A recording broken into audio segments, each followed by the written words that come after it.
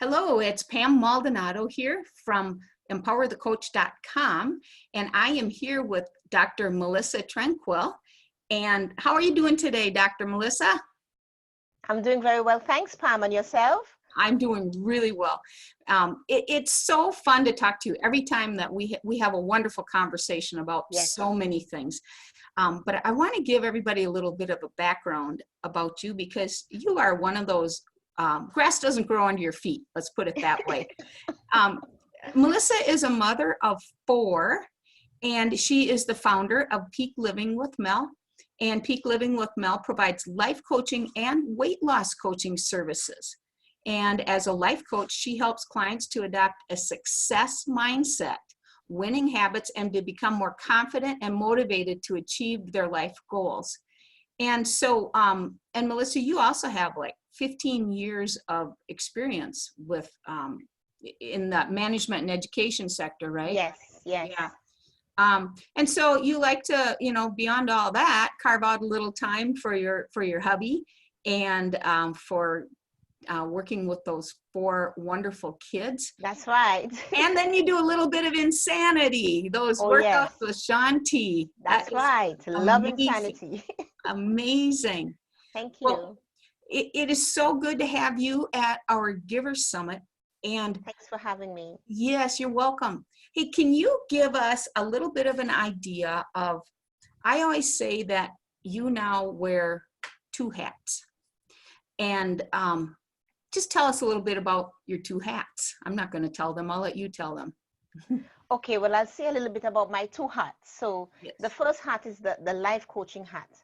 And to put it simply, I've recognized when I wanted to start my coaching business, I've recognized that, life coaching, helping people to become more confident, helping people to get rid of their limiting beliefs, being a support for others. It's something that I have been doing all my life. When I retrace my steps, it's something that I've done all my life. And from the time that I left secondary school, I had invested so much into personal development books. So it was just natural for me to go into that area. It's an area I really enjoy. And I really enjoy helping people, giving them support, giving them advice, giving them tips on how they could become more successful, how they could become more productive, more efficient, and get rid of all those negative beliefs, and to train their mind to think the way that they ought to think so they can achieve their goals. But yet something was still missing. And is in talking with someone, I believe it was you, Pam, we were having a discussion some time back. And, in talking, I realized we both came to a conclusion, hey, this is my love. When I began talking about weight loss coaching, you could sense the passion, Right. And I was looking at some photos with my family. And a couple months ago, I had a couple of videos recording myself. Hey, I'm doing insanity today. Right now I'm at 82 kilos. I've lost 2 kilos since, and this is my plan. And then a couple of weeks later, there's another video. So it was something that I've always been doing. Mm-hmm. And after my second child as well, I weighed 89 kilos. I was overweight.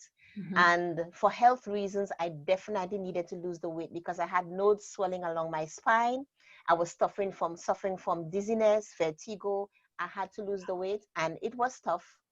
Starting off, it was tough because when I joined the gym, people were staring at me, and I was more thinking about what people thought about me. Not necessarily that's what they're thinking, but that's what I think that they're thinking about me. So I dropped out of the gym, and then I started jogging on the road, and still I felt like people were talking about me. They were looking at me. But really and truly, sometimes persons are looking at you, and it's because they're admiring you. Wow, look at how she's putting in the effort. But sometimes we're so trained to think negatively, so we tend to have a negative opinion of a negative perception of what someone might be thinking, which may not necessarily be the case. And so I had to break that mindset first of all. And I had lost 23 kilos. Wow. From at that time. Wow. All on my own with my husband as my support, developing my own program, doing what needs to get done, and I had lost the weight. So it's something I had done personally before. And then after my fourth child, I weighed 86 kilos, had to lose the weight. So far, I've lost 12 kilos, which is about 26 pounds. You know, Wow. and it's an area I enjoy very much. And I want to encourage other women like me who wants to lose the weight, keep it off, and feel good about themselves. And that's why I'm wearing the two hats. So both my passions, I can get out there and inspire people with my passion and help them to make that change in their own life. Right. And you can tell, I mean, it does, it just comes out of you, and it is natural. And you know, with knowing you for a while, Melissa, you're so organized and you have things set up so well. I Thank mean, it's you. even hard to imagine that you became overweight. Like what happened? What happened? Well, What made that journey happen? you know, there's a saying, ignorance is bliss. And Yeah. I'll tell you why. Before I had my first child, I had a waist of like 22 inches, really narrow waist. I was slim, Yeah. very, very slim. If I were to show you pictures, you would not believe it was me. And when I had my first child, I failed at that time. Being young, I was 23 years old. I failed to educate myself during that pregnancy in terms of my own well-being, my own, I mean, health and fitness. Yeah. I mean, I would take my vitamins and all of that for the baby. But you know, Oh, sometimes as mothers, we get carried away and we're doing everything else for the baby. And sometimes we fail to actually think about our own bodies and how right. we can still work out while exercising. So I was a bit naive in that regard. And Uh-huh. that was one of the reasons why I became overweight. I had my first child, then I had my second child, and I couldn't even look at myself in the mirror, Pam. I hated myself. Yeah. I really hated myself. I Yeah. couldn't look at myself in the mirror. And you know, it was affecting my confidence, my self-esteem, and then I decided to do something about it. Fortunately, when I had my third and fourth child, I did exercise while I was pregnant. I Mhm. did. So I still can't understand why I weighed 86 kilos Ah, wow. because I used to be on the elliptical trainer working out. Yes. Yeah. Wow. Yeah.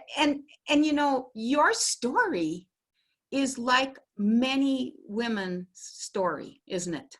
Yes. I mean, Yes. many of us find all of a sudden, here's all this weight on here, and Yes. you look back and go, what just happened? Yes, because Right. it's so easy. And that's the shocking thing. You're so right, Pam. It Mhm. is so easy to put it on and it's hard to get it off. Very You hard know, to get. and we get caught up with work, especially if you find yourself, okay, you're working overtime, you come home, you have to see about the kids, and life is busy. Right. That it is very easy to ignore the exercise, ignore the time it takes to exercise and the importance of exercise because everything else seems to be of more importance in our own mind. Right. And it's so easy to put that weight on. Yep. Very easy. Yep, you're right. And I do believe that when we had talked about this a while ago, when you were kind of trying to decide, what should I, do this weight loss thing too. And we say two hats, but these two hats have something really big in common, don't they? Yes, they do. Yeah, what is that? Right. So these two hats, what they require is productivity. Mm. And you got to be productive with your life goals and even wanting to lose weight. It's a life goal. It's a Yeah. health related goal if you want to lose weight. And you have to be efficient even in that as well. Why? Because you need to manage your time in order to get the time in to exercise. I'll give a typical example before I get into what I have to say today. A typical example is I wake up at 5:30 every morning to get my weight training in. Mm-hmm. Sometimes I wake up 5 o'clock if I have to do the elliptical training or insanity first, and then my weight training before I get the kids ready for school at 7. So there you have it. It's about being efficient with your time. It's about being more productive so you can find the time to do the things that really matter. Right. You can get that time you need to do the things that are important to you. So Mm-hmm. this is why both of them, they're connected by that link. Yep. And then your mindset. Mm-hmm. Have to have the right mindset That's right. in order to be productive, right? That's right. That's Right. right. Which is also a big part of your life coaching. Yes. Yes. And you know, the mindset, if I may say this, as you mentioned it, the mindset with the weight loss, for instance, many people fail to realize that even with your weight loss goals, your health related goals, that your limiting beliefs can stop you from losing that weight, because you tell yourself, okay, I'm too fat. You know, my whole family is fat, so I can't lose weight. No matter what I've tried so many things before, it can never happen for me. All these are limiting beliefs. Mhm. And what these limiting beliefs will do, it will stop you from being able to take that bold step and get out of your comfort zone and believe that you can achieve that goal, whether it is 10 kilos or 20 kilos, that you can do it as well. Yeah. So for even for life coaching and weight loss coaching, mindset matters for everything that we do in order to achieve any goal. Yeah. And you know, what surprises me that some people don't play the importance of mindset.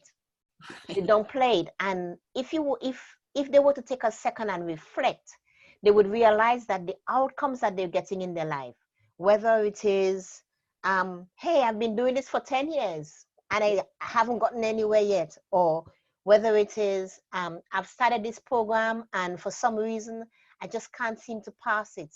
I keep failing, or whether I just can't seem to get ahead in my business. All of this is connected because of their mindset, Mhm. because they have failed to take the time to do the inner work that they need to do so that they can develop the confidence that they need, they can develop the self-esteem that they need, the self-worth and value that they can do it too, once they do what it takes. Right. And after talking with you before about mindset, and then I think about this thing that I do this. I'm like, Mm-hmm. everything's going along really good. And then, bad day, everything, I'm going to fine. I am going to go get my Almond Joy candy bar. Actually, I'm going to have 2 of them and I'm Yes. going to eat both of them right now. Like, I'm rebelling. What Mm-hmm. did that do for me? And who am I True. rebelling against? It makes no sense whatsoever. True, and that's the emotional eating. And I Yes. used to be a victim of that as well, the emotional eating before. And the good thing is when you can recognize what your trigger is, and when that trigger comes, how you will respond to it. Right. Right. Uh, I wish we had hours because you are such a wealth of information. And I know that, people that are in your programs are so pleased because you've been there, done that. You're not someone that's just speaking about losing weight or True. about your mindset. You know how to do it. And you've Yes. worked with people and various levels with whether it's life coaching or it's the weight loss coaching. And that's what I really love about you, Melissa. You're so genuine, sincere, everything I'm is humble, just Pam. Thanks. right there. You're welcome. And so I think a big part of that is this other little thing I wanted to talk to you about was the skyrocket your productivity with a things to do list. Yes. Tell Yes. me about a little bit about what that is, first of all. Right. So, I want to say thank you, Pam. I'm so humbled by your introduction. And I want to thank you for the opportunity to participate in the Givers Summit. I'm really, really thrilled and I'm happy to be here. And before I even get into it, I just want to say to our listeners today that they will, that it's a special gift. If they're listening to this program, that I'm giving them a special gift today. And they will only be able to grasp the beauty and the rewards of that gift by actually putting it into action. And that gift is just what you said, the powerful tool to skyrocket their productivity. Because when you're able to do that, Pam, you enhance your productivity, and that will only mean good news. You get more done, you become more efficient, you have more time to spend on the things that you love, and not to mention the boost of confidence, the motivation, because you will be pleased with your progress or success. So I want to talk about now, there are many tools and apps that we can do to boost our productivity. Let me know if I'm going too fast, because sometimes when I start speaking, I'm on the roll. Oh no, you keep going. You're on a good roll. You keep going. Yes. But I want to talk about one inexpensive but effective tool, and that is a things to do list. Now, many persons who may not have yet apply the things to do list will be able to learn how beneficial it is to them, There will be some listeners who make use of the things to do list, but yet still are not consistent, and they will be able to get some takeaways on how they can actually use it to skyrocket their productivity. And what I want to say is that the things to do list is something that is very essential, and you should, if you haven't started doing it, you have to start now. You have to give it a try. And today I want to address 4 things in particular. I want to address some of the misconceptions surrounding the things to do list. I want to address some of the right and wrongs of the things to do list. I also want to talk about one of the biggest mistakes that people make with their things to do list. And then I will address how your things to do list can skyrocket your productivity. Awesome. You don't, it's not like sticky notes all over the wall, right? No. Okay. Which I'm going to get right into. Yeah, Not at all. That was my method. It doesn't work. I mean, you can use the sticky notes, but I'll show you how. Yeah, yes. Okay. So go ahead with this. Okay, so I'll start right away with some of the misconceptions of the things to do list. Yes. And as a matter of fact, there are many misconceptions surrounding the things to do list. But for the purpose of this training and the time constraint, I will only share 2 common ones.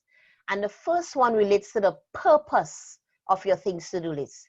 Now, many persons believe that a things to do list, Pam, is all about writing down the things that I have to get done.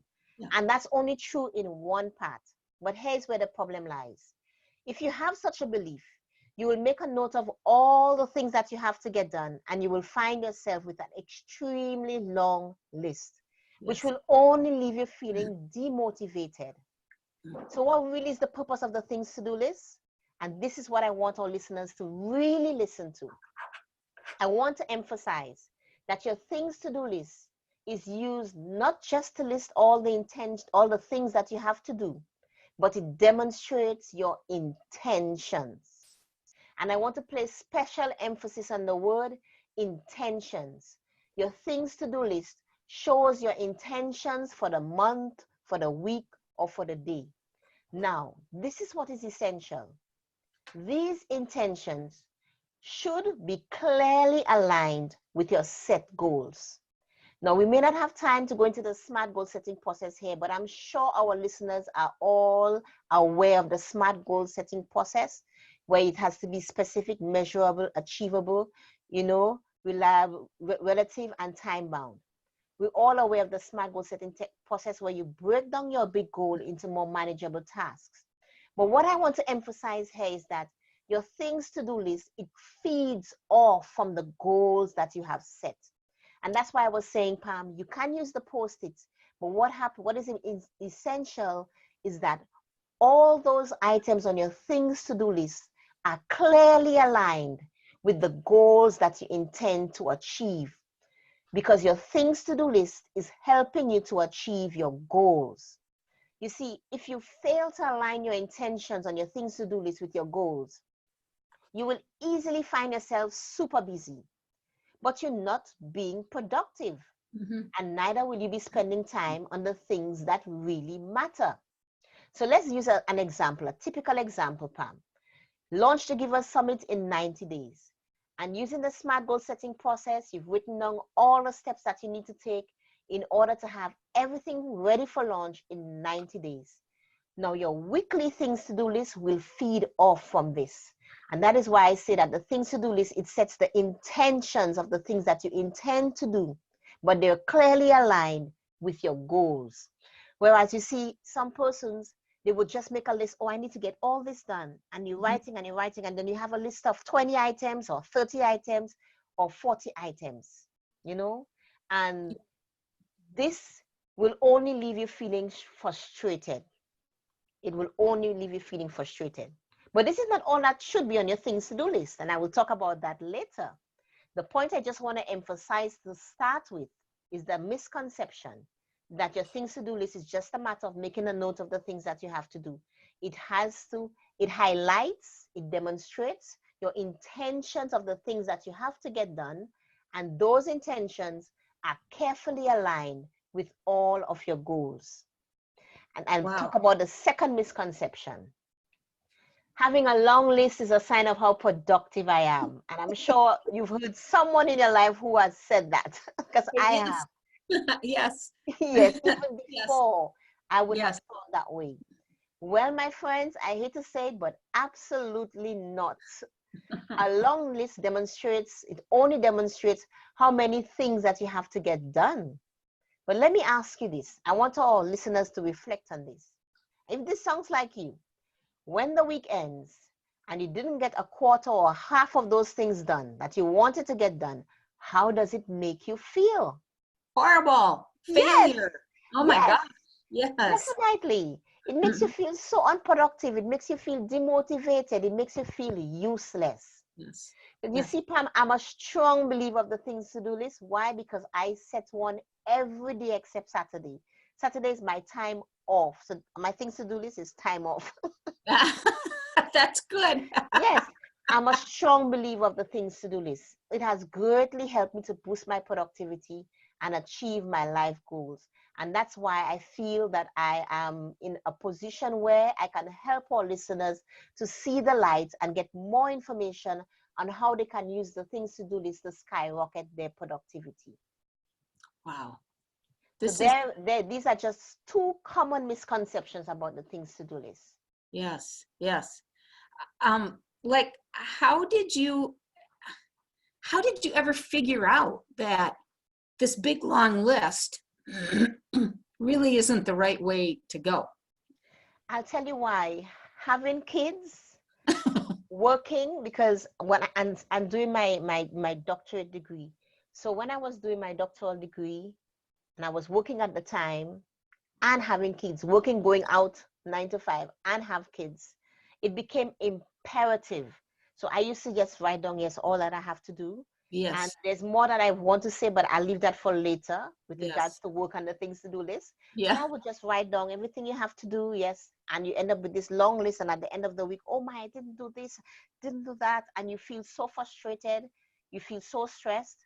And because I had so much to do, I had the doctoral degree that I have to keep up with, and the kids and home and work, then it became important that I really try to find a way to figure this out so that I can get the time, because really and truly, your things to do list should help you to manage your time. That's what it's all about.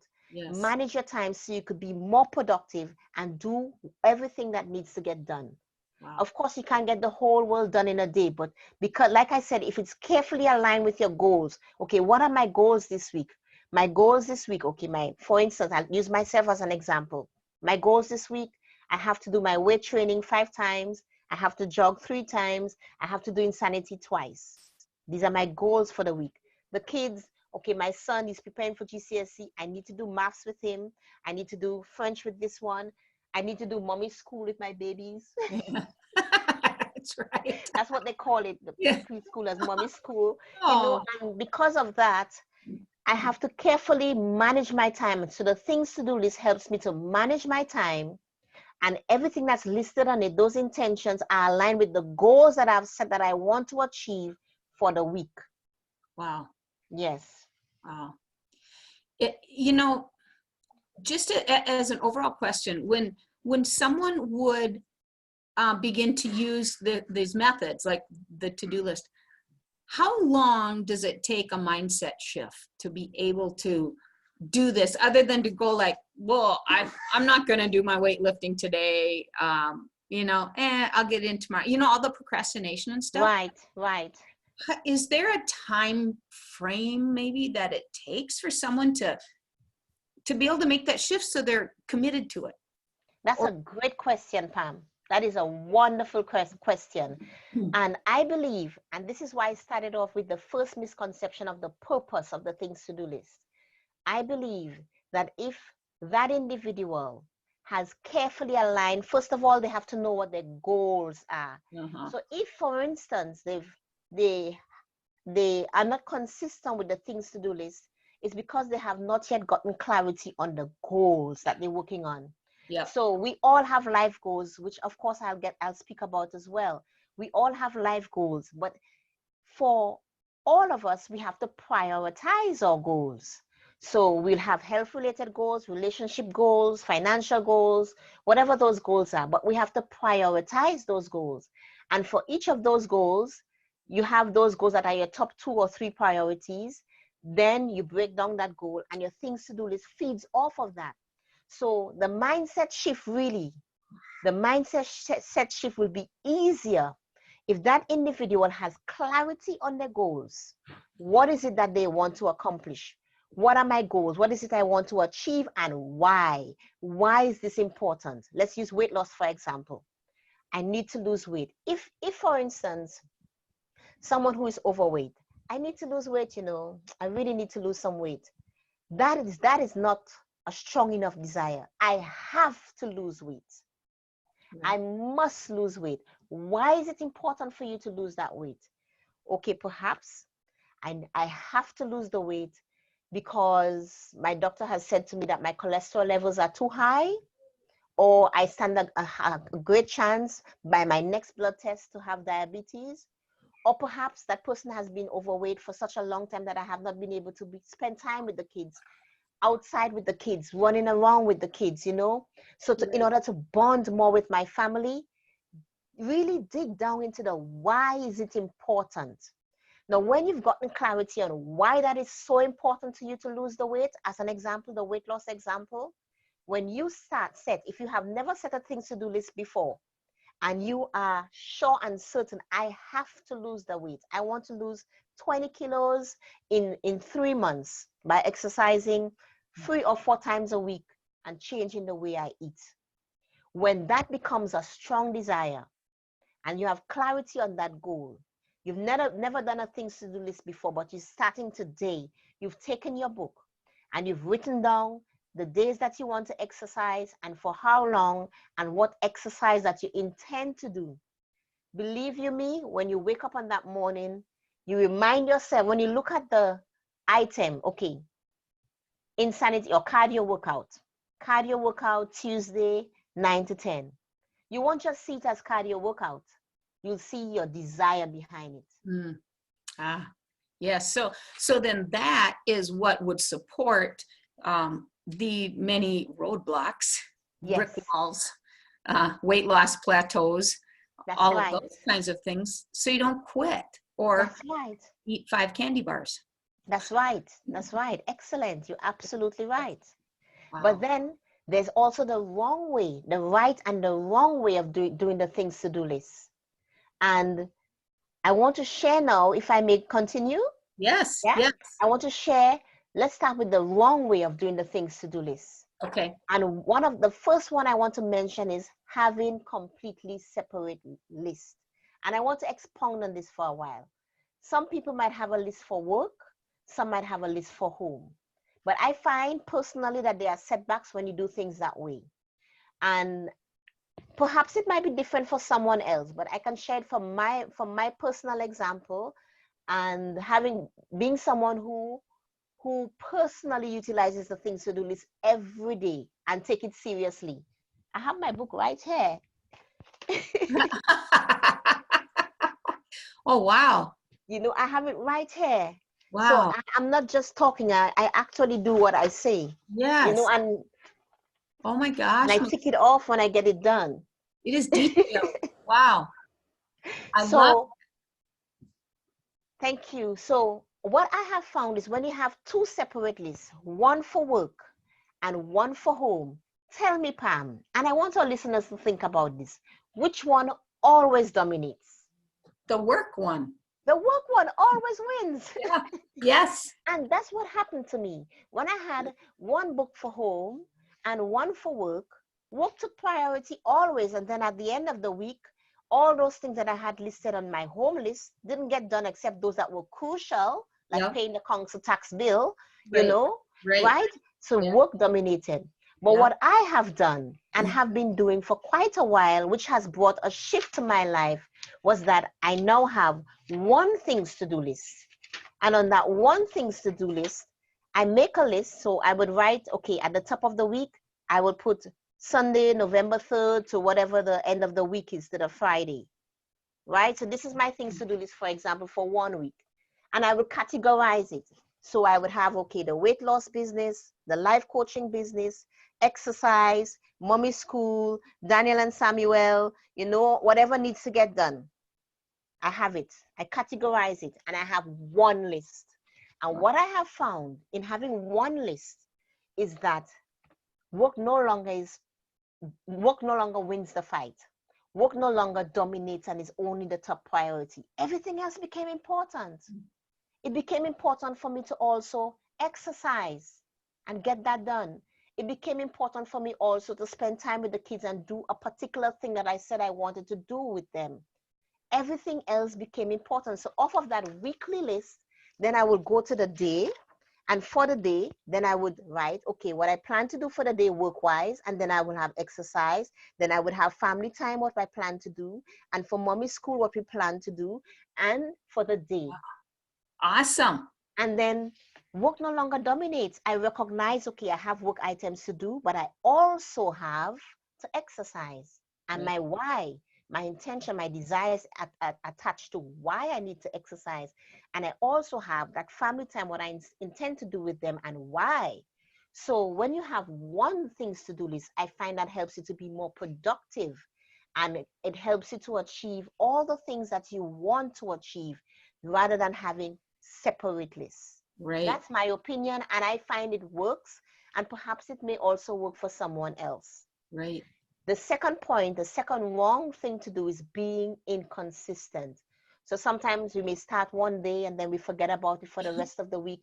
If we're inconsistent, we will not see the benefit of it. You say, oh, I've tried that. I've tried doing the things to do this. That doesn't work.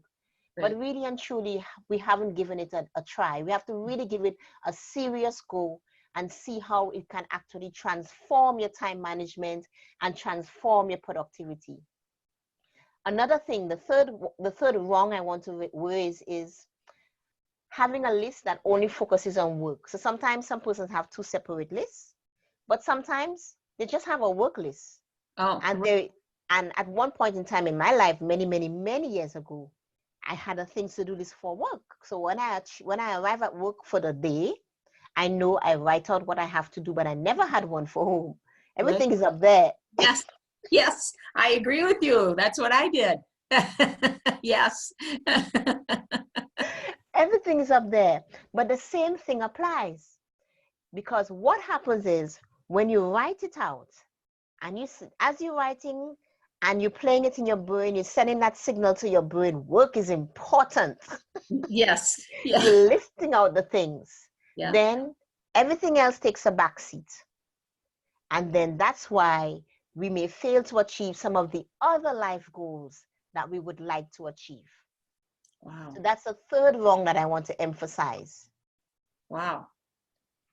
And you know, when you practice these wrongs, it will not permit you to reap the benefits of having a things to do list. There are great benefits of doing a things to do list. There's a psychologist by the name of, well, a Professor Bomester and Masikampo from Wake Forest University. You know, they talked about the psychological advantage of keeping a things to do list, that it sorts out confusion and it clears your mind. You know, they said that while tasks we haven't done distracts us, but just making a plan to get them done can free you from the anxiety. Wow. Because it creates an anxiety when you don't have that plan. Oh, it's all in your head, and it creates that pressure in your mind. I need to get this done. I need to write that report. I need to make this call. And it's all creating a pressure on your mind and causes anxiety and stress. Right. So if you start to write it down and write out your plan, it will free you from that anxiety. And then we have Srinivas Raju, who says that a good things to do list, it helps you to move away from unproductive habits like procrastination and forgetfulness. And that goes back to the example we spoke about earlier, Pam, with procrastination. It helps you to move away from procrastination, but only if your things to do list, those intentions are carefully aligned with your goals and you have clarity on your goals, you have your why behind those goals so that it matters. Then it can help you to overcome procrastination. And you know, additionally, when you set your things to do list, it will help you to better cope with stress, simply because you have a plan or structure for the day. Mhm. So these are just some of the benefits. That all makes so much sense. And you know, the other thing is, like, when your brain is so full of trying to remember all your things you have to do, you lose your creativity as well. Yes, yes, yes, You need to have some space in between all those brain yes, cells or something so they can breathe. yes. That's a great point. Excellent point indeed. Well, Mhm. what else do you have there? Right. So what I want to talk about now quickly are some of the good things to do. So there are the rights and the wrongs of the things to do list. I mentioned the wrongs, and here are the right of the things to do list. 5 keys. You first get clarity on your goals, which I mentioned earlier. You break them down because it's important to ensure alignment between your goals and your list. So Mm, firstly, get clarity on your goals. Set out what what goals do you want to achieve. Whether, for instance, someone may have relationship goals, what are your business goals or your professional goals, or whatever your goals are, get clarity on those goals. Prioritize those goals, break them down, and your things to do list will feed off from those goals. And like I mentioned earlier, don't have 2, 3 books, just have one list. And on that one list, you could categorize them. You could use a different color pen, a different color ink, sorry. Sometimes I use a different color ink. So I may do my life coaching with black ink, and then weight loss with green ink, and exercise in blue. You know, you make it attractive and what suits you. mhm, So get clarity on your goals, break them down, and your things to do list will feed off from that. Secondly, this is an important key. Ensure that it is realistic and doable. mhm, I cannot overemphasize this one, because this is one key. If you don't have it, it can cause you to give up easily from being consistent with your things to do list. Why? Because at the end of every week, when you look back, you've overcommitted yourself, but you fail to realize that you've overcommitted yourself. But that's why it wasn't realistic. It wasn't doable. Your list was too long. So you need to ensure that your list is realistic and doable. So what I do sometimes when I have set out certain tasks, I set a time frame. So I set a time frame, okay, write blurb for the back of my book, 11:57 to 12:20. Initially, I had 10:45 to 11:05, but I started working a little later because of the kids, and I wrote down the time. So you know, what you can do is set out an expected time frame for each task. So this mhm, gives you an idea. If I have put these 5 things to do work-wise on my list, then you also have exercise, which is maybe 1 or 2 hours or whatever the case may be. When you have a time frame, you can understand what you can realistically achieve mhm, with a little extra in case something comes up. But set it within that context so that you ensure that your list is realistic and durable. Because what happens is, at the end of the week, when you have those ticks or those stars or whatever you like to do when you've got it done, when you have more of that, you begin to feel confident. You begin to feel a great sense of accomplishment. You begin to feel motivated and encouraged because you can see where you're going. You can see that you're getting somewhere, because remember, those intentions are aligned with your goals. So you could see that you're getting somewhere. So mhm. that's the second key. The third one, like I mentioned, this key is just have one list. So I spoke on this in the previous example. I shan't expound on it too much. Just have one list. This would help you to be more productive, more efficient. And let me just mention, it it sends a signal to your brain that work is not the only important thing, because that's a mistake that many of us make, including me myself, that I used to make, is that work is definitely important. We need it to feed the kids and pay the bills and pay the mortgage and pay the car. Definitely. I'm not underestimating the importance of work. What I am saying is that we are human beings, and we have a life, a beautiful life that God has given us. And it is important in order to live a fulfilled life, we have to respond to the other areas in our life. So this is why I'm saying have one list. In order to live a more fulfilled life and to feel, a sense of joy, a sense of purpose, you cannot ignore the other areas of your life. If you ignore your spiritual aspect, or you ignore your health, or you ignore social relationships, or you ignore family, then eventually you will have a breakdown at some point of time in your life, or you will see the repercussions from doing so. So this is why I say to have one list, it will send that signal to your brain. It does create a shift because I have done it. It will send that signal to your brain that it's a holistic thing. This is my life, and it all matters. Everything matters. The fourth key is ensure that your list adds value to your time. That's a good one. Thank you. Yes. Yes. Ensure that it adds value to your time. So if there's something there that doesn't add value to your time, eliminate it, take it off. Wow. And also, like I also said, you place a time value on each task, and this is how you can use it to gauge your productivity. So for instance, if you place a time value on, let's say you have to draft an email to your list, and usually it takes you half an hour, for example's sake, half an hour to draft an email. However, because you've been timing that task, the next time you did it, you realize it took me 20 minutes. Then maybe 3-4 weeks down the road, you realize it took me 15 minutes or 10 minutes to just write that email. You have been able to gauge your level of productivity or gauge your level of productivity. So add a value to your time and put a time value on each task, and you monitor yourself, and you will be able to see yourself becoming more productive. So that's a fourth and essential key.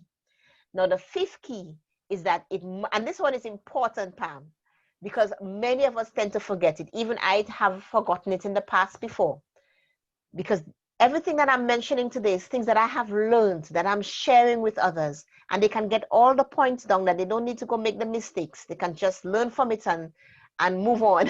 Yeah. But ensure that you prepare your list in the context of your day. If you have a doctor's appointment, put that on your list. You have a visit to the school, put that on your list. It must be penciled in for the week, penciled in for the day when that day arrives. Because what can happen is, if you've planned something else, then you wake up the next morning and you realize, oops, I have a doctor's appointment and a school appointment in the afternoon. And then when you come back in the nighttime and you look at your book and you see, oh my, I didn't exercise, I didn't spend time with the kids, I didn't get these 4 items for work done, you feel so distressed. Yes. Yeah. Because you did not prepare your list in the context of your day. So you will recognize when you do so. And let me share this. When you do so, let's take an example. I have 4 kids, and there was a time when around the month of, was it September, October? But there were so many school meetings, because that's the time when schools are having parent evenings. And I went to so many parent evenings in 2 weeks. I bet. Right. And then you find yourself on one day, I remember my daughter had an activity in the school. So I had to go to that activity in the morning. And then there was parent evening in the school for my son. So what happens when I pencil that in for my day, I recognize that I would not have been able to get many work items done. So I only had 2 work items that I could have gotten done during the day. But what happens is that at the end of the day, when you come back and you look at your list and you tick, you still feel a sense of satisfaction. Yeah. Because your list was done in the context of your day, you were able to tick. I went to the school activity, the school function, tick. I went to the parents' evening, tick, and I still got to do 1 or 2 that I had planned for the day. So you still have a sense of accomplishment. Yeah. So it's important that you prepare your list in the context of your day. If you work in an office, you have a meeting or you have a couple meetings on that day, pencil that in as well. And I should mention, perhaps you may have listeners who are listening and they work in an office. They're not self-employed. Look at your list. Are there items on your list that you need to eliminate? They don't add value to your time. Right. Are there meetings that you attend that you do not need to attend, that you could send your secretary instead if you have a secretary, or someone else could attend?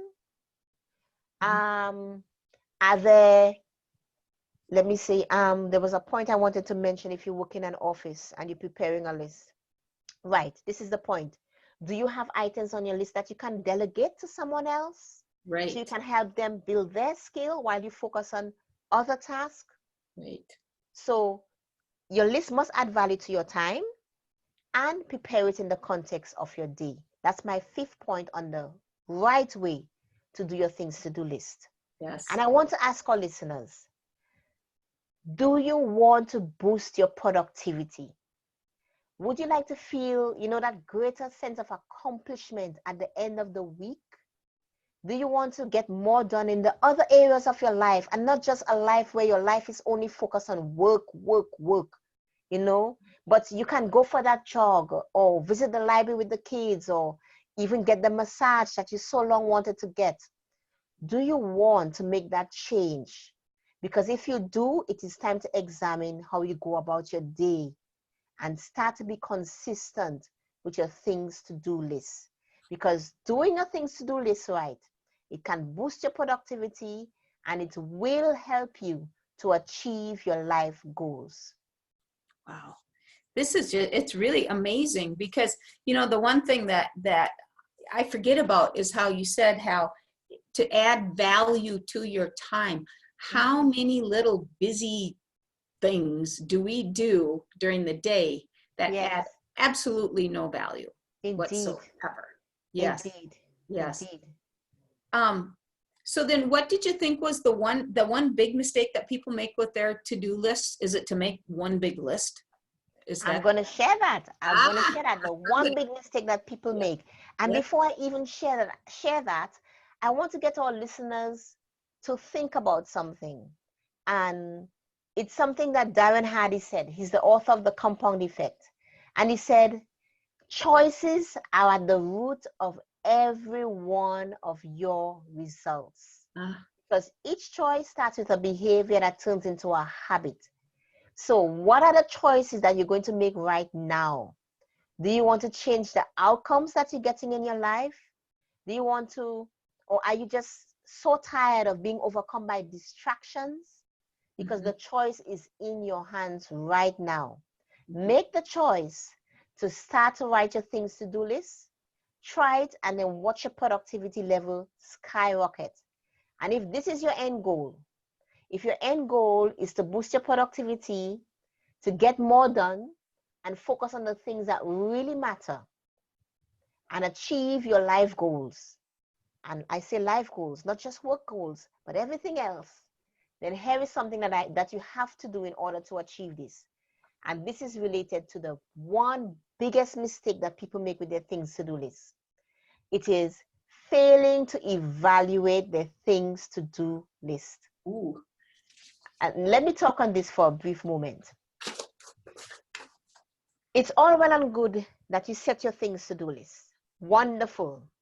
You're being consistent with it. But if at the end of the week, you're not evaluating your things to do list, then you are missing out on how much more effective and efficient that you can be. So at the end of the week, you take your things to do list and you go through that list and you ask yourself, well, what I do, why it's easier for me than having to go through each day. Like I said, I set my things to do list for the Sunday. So from the Sunday, I will set, okay, weight loss goals, life coaching goals, social media goals, exercise goals, mommy school, so I have it categorized. And then every day I break it down. This feeds off of my weekly list that I have planned to do. So to evaluate my list, I don't have to go through each day. I just go to my weekly list because I'm ticking. I go through my weekly list and I see, okay, what I got done and what I failed to get done.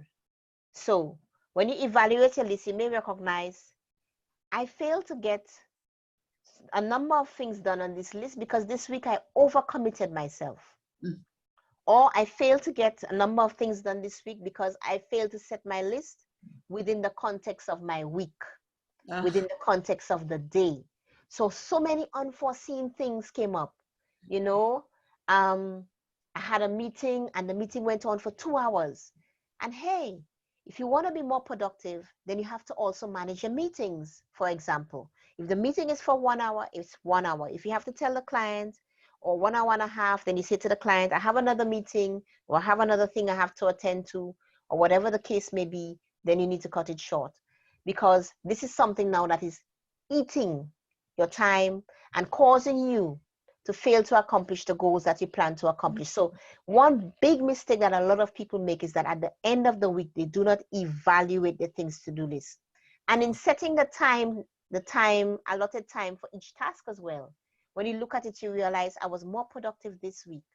And because you are evaluating your things to do list, what it also does is that it helps to set your mind on a certain trend of thinking, where your mindset is one where I will manage my distractions, because I know at the end of the week I'm going to evaluate how I did.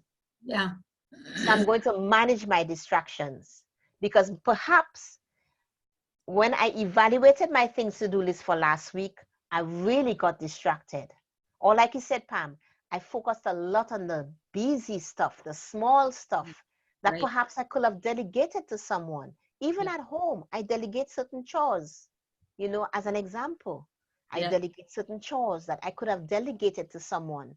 Mm-hmm. Or perhaps certain things that I did when I evaluated my things to do list, I recognized that there were activities that I should have totally eliminated and not do at all. Right. Or do them next month, you Or know? do them next month. Yes. Yes, because you had to reprioritize. Right. So Right. that's the one biggest mistake that many people make, is that they fail to evaluate their things to do list. Yeah. They just tick it off and go on.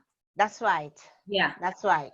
Yeah. That's right. And maybe people don't do that because they don't want to face up to their shortcomings or Yes. the things that they made poor choices on that week. Because like you True. said, ultimately it's our choice, right? That's right. That's right. Yeah. That's a great point. And it goes back to mindset. Because if you have a mindset of where you're not evaluating to beat yourself up, but you're evaluating to do better, then you will look at it from a different perspective. So maybe when you evaluated your list, you realize, hey, I had set a goal, but I didn't break this down. So when I started working during the week, I was breaking down my goal as I was going along. So say, for instance, maybe, let's say the summit, you're preparing for the summit, but you didn't break it down. Yeah. And then, okay, Monday comes and like, okay, I'm ready to work on the summit. What am I going to do today? This is what I'm going to do today. Then tomorrow comes, what am I going to do today? And then you find yourself breaking it down as you go along. That steals your time. And then it causes you not to be as efficient as you would like to be. So that in evaluating your list, you recognize, okay, I failed to adequately break down my task from the goal. And then it feeds off of that. So I can just get moving on things quicker and more efficient. So it's the perspective, having the mindset where I'm evaluating my list, not to beat myself up, because there are weeks that, hey, it wasn't too good. But that's why you're evaluating it. Why wasn't it too good? And then you come from a perspective where, okay, now we're going to do it better. This week is going to be better. How it's going to be better? What are the changes that I'm going to make so that it's better? Yes, yes. That it's all so good because all the points you make are these weaknesses that Yes. we have. I mean, this is awesome. Awesome. Thank you. Thank you, Pam. And So then I'll find it. Oh, sorry, you go ahead. I was just going to say, because I think you still have one more thing yet that we want to cover on this, right? Right. So the last thing I want to cover for our listeners is how you can use your things to do list to skyrocket your productivity. And much of it I've spoken about, so I wouldn't have to expound or go into too much detail. But if you want to skyrocket your productivity at work, and when I say productivity, here's something that I would like our listeners to bear in mind. When many persons think of productivity, they only think of work. And again, it goes back to the point I raised earlier, where when we think of goals, we think of work. We set our things to do list for work, because work has dominated in our minds. But it's time to make that shift in your mind, that if you want to have a more fulfilled life, then you need to consider all your other life areas and being more productive in not just work. I'll give a typical example. At home, I prepare sandwiches for school from the night before. I have all clothes ironed from Sunday. And I'm just giving these examples from a practical perspective so that you can understand. If I have to go out in the morning, if I have to run, I have my running clothes laid out on the sofa in the bedroom already. If I have to exercise, if I have to wake up to exercise in the morning, I set out the bench and the weights or whatever I need from the night before. This is all about managing your time. So being productive is not just about work, But when you're able to manage your time, then you can get the things that you need to get done. All those things that matter for you, you can get them done.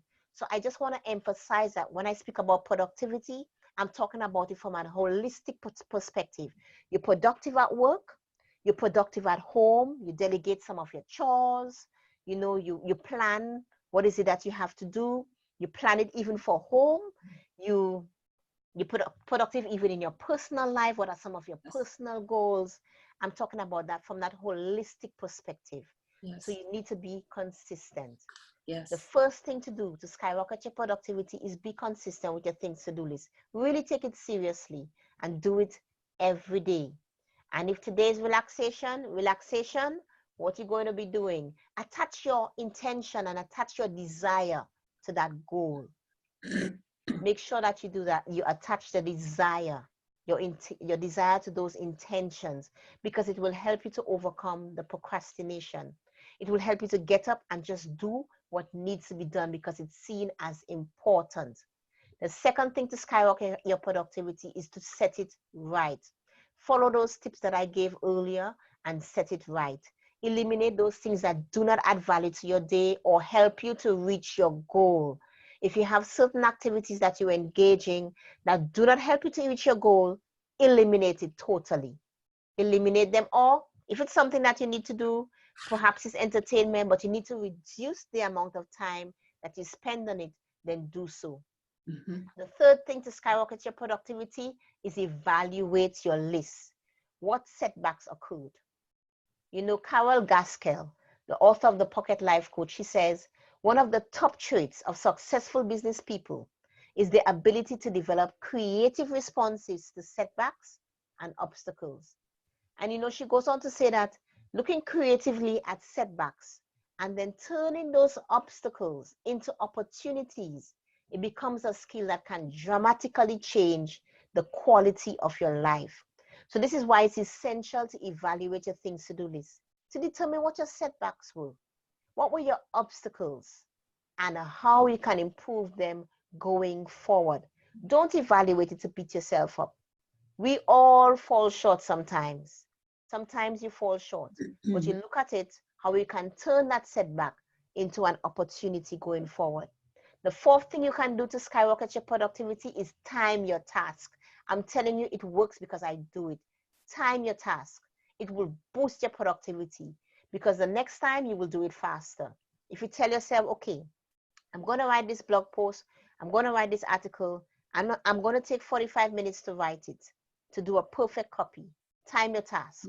The next time you might write a draft in 20 minutes, So it's a great thing to do to start to time your task.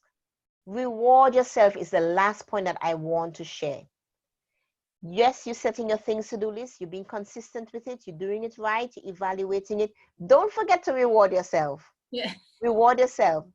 When you see that you've gotten all or most of what you intended to get done for that week, reward yourself. However you choose to reward yourself. I have no idea what you will do. Yeah. Well, let's see. Oh, it'd be great to go get that massage. That's right. Or have that bubble bath with the candles. That's Oh, right. Yes. Yes. That'd be yes. awesome. I'm So writing. reward yourself. It's important to reward yourself because the thing about it is you're not just rewarding yourself for ticking it off, but you're rewarding yourself. Why? Because everything on that list, all those intentions are attached to your goals. They're carefully aligned with your goals. So you could give yourself a pat on the back because you're getting closer to achieving or you have achieved your goals. So reward yourself.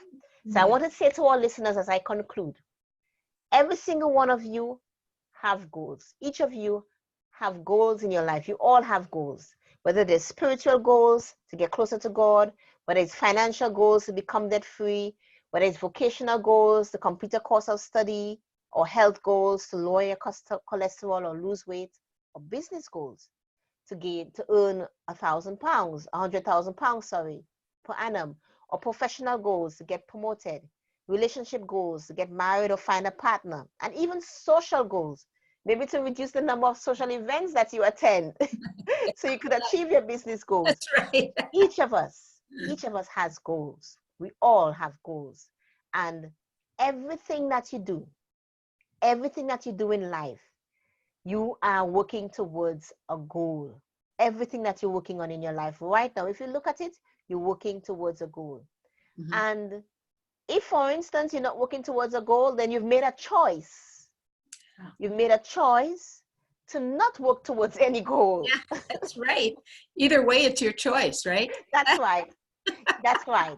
But one thing I can say that will keep each of us going in working towards our goal is our desire. So the intensity of your desire will depend upon how badly you want to achieve that goal.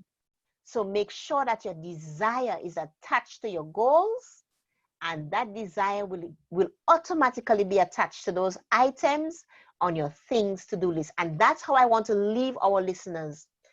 I want to leave them with this perspective, how I want you to look at your things to do list. You are aligning your list with your goals, and you're equally attaching your desire to each of those items. Wow. That is amazing. Thank you, Pam. That is an amazing piece of information, training, I should say. And you know, for everyone listening, that's a tip of the iceberg of what Melissa has. She has amazing stuff, and this is a great learning piece for all of us. Excuse me. And even with the whole, I mean, we talked about the 2 hats, but man, there's that underlying base there that it's your choice.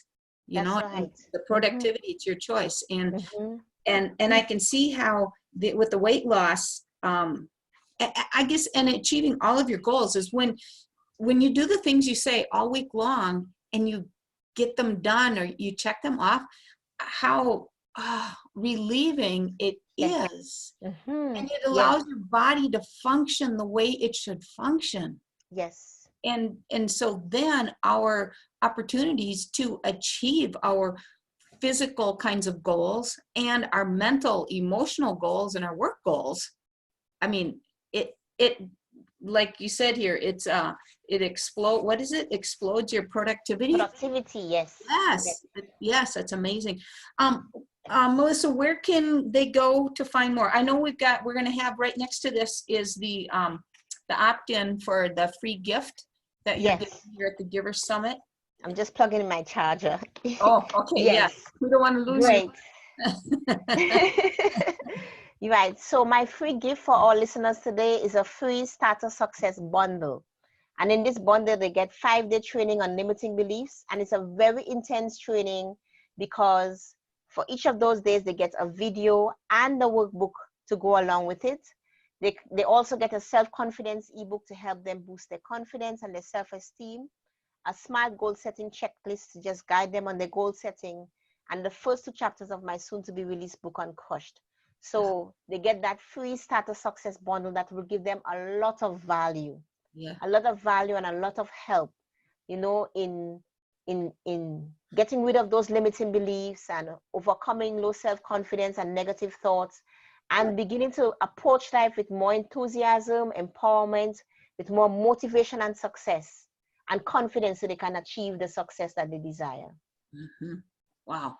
This is really good. This has been so wonderful to be with you. The information, the teaching, the knowledge, the experience that you have is just amazing. So I am so honored to be able to have you here as one of our speakers, because the I can say amazement you bring with you, eye-opening, deep thinking is truly life-changing. So thank you. I thank you so much, and everyone head on over to the free gift that Melissa has. The let's see, it's a free Starter Success bundle. So check that out. It's either going to be right below or right beside this video, and we hope to see all of you on the other side there with Melissa. Thank you for the opportunity, Pam. I really appreciate it. Thank you so much for having me. You're welcome. Thank you so much, and you take care. Thank you. Okay, I'm gonna get this.